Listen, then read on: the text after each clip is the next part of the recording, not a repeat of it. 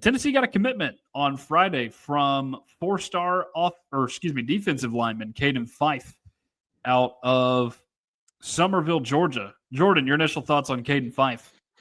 Well, I really like his size. I mean, he seems to be a pretty strong player. There was one concerning thing that I saw from him that he's gonna need to fix when he comes to Tennessee. So I saw like 3 or 4 highlights from him where he like picked up WWE like suplex like the running back. I'm like, if you do that in college, like you are gonna get the death penalty, bro. You're gonna be suspended for a game and a half, man. Like you can't do that. I mean, he looks very strong when he's doing it. Like I was saying, like he manhandles some of those players, but man, it makes me nervous when I'm seeing him picking up that running back and dropping him on the ground. Because in high school, you can get away with some stuff like that. Once you start getting to college, NFL, they're gonna start keeping an eye on you more. But I like his strength. I like his size. I think he could be quicker. Like he's listed as a defensive end for his team currently. I don't think that he's going to be an edge rusher at Tennessee. I think he's going to be more of an interior defensive lineman. And I think that he could excel there with the right coaching and everything. I think he's still somewhat of a raw prospect.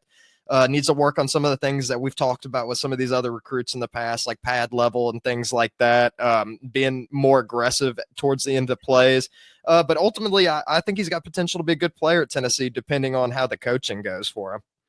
Yeah, so there are a couple things I like about him as well. One, I think his first step is very good. I like that. He's able to get into the backfield quickly. I'd say the run stuffing is the best part of his game. There's some pass rush stuff involved in there, and then there's him beating the double team here and there appearing in his highlight reel. And again, what I watched and I think what was available was his sophomore year highlights. So again, 2 more years of high school football to improve upon this stuff for Caden Fife. There were some things that do worry me just a little bit. Number one is that he is far and away the largest man on the field every time he gets out there.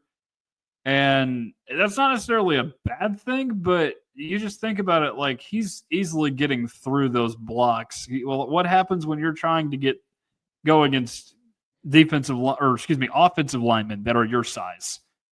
That's something that you have to think about at the next level. He's going to have to get ready for it. And I know it's Georgia high school football, but he's in I believe their 2A class, which is the second smallest. And that's a part of Georgia, too, that's not heavily populated, that northwest corner of Georgia, like further northwest than Atlanta. Again, he's probably still playing better competition. I'd say 2A in Georgia is probably akin to like 4 or 5A in Tennessee, just with the kinds of competition that you're going up against. But, I don't really like the fact that he's not going against some of the very best players in the state. He's also not on a good team either. I think they went 3-7 this year at Chattooga High School. So you don't love that. And then the other thing, and this is not necessarily relative to his play on the field, but Tennessee got him before the new year in this recruiting cycle. And you look back at this 26 recruiting class, Tennessee did not hold on to very many of those guys that recruited before the new year. So you hope that he sticks with it in this cycle. I think Tennessee, because Tennessee had some guys that stuck with it, like Tyreek King and Faison Brandon, for example, stuck with Tennessee in the cycle. But that's just something to think about, especially like he could get a boost in his rankings because he's like a borderline 3-4 star. I know he's had offers from Alabama and some others, but what happens when some of these other schools that weren't interested in him previously start sniffing around and then eventually they flip him? That's kind of my logic there. And again, you hope that's not the case, but it could happen. It has happened in the past. Yeah, I mean, hopefully he does stick around with Tennessee, but I don't think it'd be the biggest deal in the world if Tennessee somehow loses him, especially because what we've seen with Rodney Gardner and how he's been able to develop players. I mean, Tennessee's got like 4 or 5 like defensive linemen on their team right now that could very well like play in the NFL at some point. So I mean, I'd never truly like worry about like recruits when it comes to like edge rusher or like defensive lineman position because I have trust in the coaching staff to put something together. I mean, I was high on Josh Shell and I don't think he's seen a snap this entire season. One of my bigger misses You did miss on Colton Hood, to be fair. I did not miss on one. Colton Hood. I was one out of two for that one. And I'll admit when I was wrong. Still could be some potential to turn it around. We'll see in the Vanderbilt game. You got the wrong white defensive lineman pick to click. It was actually Nathan Robinson. Yeah, I did not know Nathan Robinson would be as good as he's been this year. But I mean, he's got some strong potential too. And like once these guys all like just can stay healthy, like if they can just stay healthy, I mean, Tennessee's gonna have an elite showing out there. Like I think that's the biggest thing that held Tennessee's defense back this season.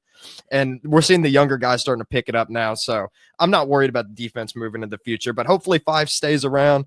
I like his size and everything, but like I said, there's still some things that he needs to work on the next level. So Fife is Tennessee's fourth commitment in the class. He joins J.P. Peace, the linebacker, Philip Fulmer's grandson, the first commitment in the class. You've got Kamari Whitfield, the three-star cornerback from Orlando, and offensive tackle Princeton Uwefo, the 6'7", 320-pound mammoth from Siegel High School. So that's four guys that you've got in this class right now. And there's the potential for more actually later this week in the 2027 class. Saturday, to be specific. I don't know when the commitment is just yet on Saturday, but four-star linebacker Amari Sanders is one to watch. He is deciding between, I believe, Tennessee, Georgia, Texas A&M, Miami, and Vanderbilt. He is the number 2 linebacker in this class, and Tennessee has done a very good job recruiting linebackers since William Inge arrived. You know, TJ White and Braden Rouse are 2 top 10 guys in this incoming class. And with Sanders, what's more important about him is he's an in-state guy. He's from FRA, which is in our neck of the woods, Jordan. Right off I-65 between Williamson County and Nashville. So a guy that you'd love to keep in state and get within your program, because you start getting guys like that and you're able to close down your borders and keep some of these other SEC schools from stealing some of the good prospects from you. It's a really good sign that you're growing as a football program. Yeah, going into this season, I mean, I thought the linebacker core would be some of the weak points for Tennessee, and they have been to an extent. But some of this young talent coming out, like I mentioned before, Spillman, Perlotti, and then getting Rouse in the future and White. I mean, Tennessee can keep stringing along these players together, man. I mean, you go from saying that Tennessee's defense is a liability to this team to being one of the strong points, which is what we expected going into the season. That ended up not being the case. Probably because of injuries more than anything, but like, man, like Tennessee is going to have some stacked teams in the next couple of years, and it's really going to show what Josh Heupel is made of. One more commitment date for you to keep in mind. This is actually next week. It's a 2026 commitment, actually, and that is Jordan Carter, the 4-star. Let me pull it up here. 4-star defensive lineman, defensive end. I forget which. Let me take a look. And is he related to Jalen Carter by chance? I don't think so, because he is from Georgia, though. He's a defensive end from Douglas County, Georgia. He's 4-star. He was committed to Texas A&M originally, but he decommitted actually the day he visited Tennessee for the Oklahoma game. I believe it's Auburn, Texas, and Georgia Tech who are fighting for him at the moment with Tennessee. Haven't seen any updates on him visiting Auburn and Georgia Tech. Georgia Tech has turned it on in recruiting lately, so you have to figure they would be at least somewhat of a contender for him. And who knows, maybe Auburn is as well. Haven't seen as much on the Texas front. But December 3rd, by the way, that is early signing day, so that's a pretty big day for that reason. We will see if there are any flips on that day.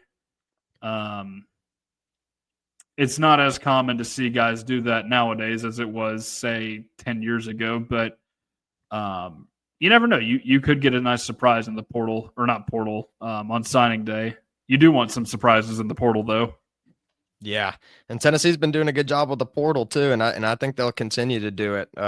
Some good guys there. I mean, I think some people forget McCoy was a portal guy, It's unfortunate that he couldn't play this season. But yeah, I miss what National Signing Day used to be, though. Man, I remember when I was like in middle school, I'd get so excited when there was just one signing day, and then you get excited just seeing like looking up the schedule, seeing when all these players have their announcements, and you get to see who's going through. Like I remember I had a lot of fun with that the year that Josh Dobbs was coming out of high school. I remember being disappointed because Tennessee missed out on a couple other guys. One of them ended up being a huge bust, so I guess Tennessee missed out, or thankfully missed out on him, Derek Green. I was very high on that dude, and then he ended up not doing really anything notable.